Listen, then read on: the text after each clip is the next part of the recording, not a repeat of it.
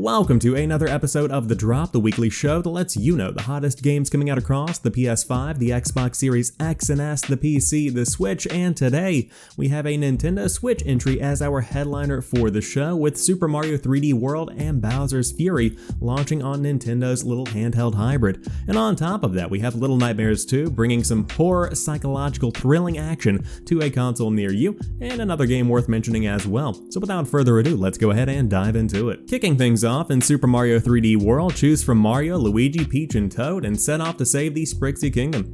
Each character has a distinct playstyle. Luigi can jump extra high and Peach can float for a short time. Rosalina is also available as a playable character later in the game. Jump, dash, and pounce to reach the goal while collecting green stars, coins, and power-ups. In Bowser's Fury, Mario arrives on Lake Lapcat and is confronted with a rampaging Bowser. Join forces with Bowser Jr. and venture through an interconnected world made of cat-themed, well, everything. Enemies, flowers, and even birds take on a feline form. The Super Mario 3D World and Bowser's Fury game features the same great co-op gameplay, creative levels, and power-ups as the original game, but with added improvements. In the Super Mario 3D World part of the game, characters move faster and the dash powers up more quickly. Both adventures support the newly added snapshot mode, pause the action to get the perfect shot, apply filters, and decorate with stamps collected through your gameplay. So essentially what you have here is a remaster of the 2013 Super Mario 3D World and some new content included with Bowser's Fury, which of course is an added bonus for those that might be coming back to the game after spending some time with it on Wii U. But the last generation Nintendo console was very unfortunate because not many people got in on the action on the Wii U, and so now those people have another opportunity with the incredibly successful entry on the Nintendo Switch. So if you do want to dive into a classic Mario platformer, by all means you can check out Super Mario 3D World and Bowser's Fury when the combo launches this week on the Nintendo Switch. Return to a world of charming horror in Little Nightmares 2, a suspense adventure game in which you play as Mono, a young boy trapped in a world that has been distorted by the humming transmission of a distant tower. With Six, the girl in the yellow raincoat, as his guide, Mono sets out to discover the dark secrets of the Signal Tower. Their journey won't be easy. Mono and Six will face a host of new threats from the terrible residents of this world. Will you dare to face this collection of new Little Nightmares?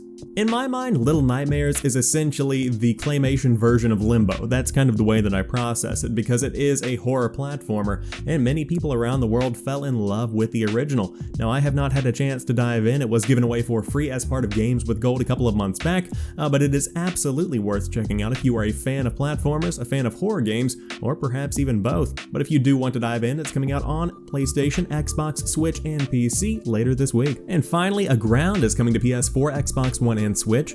Survival is only the beginning. The only way for humanity to have a future is to return to the stars and confront them. But it will require a lot of ingenuity and help to rediscover everything that was lost and even that might not be enough. Aground is a mining and crafting RPG where there is an overarching goal, story, and reason to craft and build. As you progress, you will meet new NPCs, unlock new technology, and maybe magic too.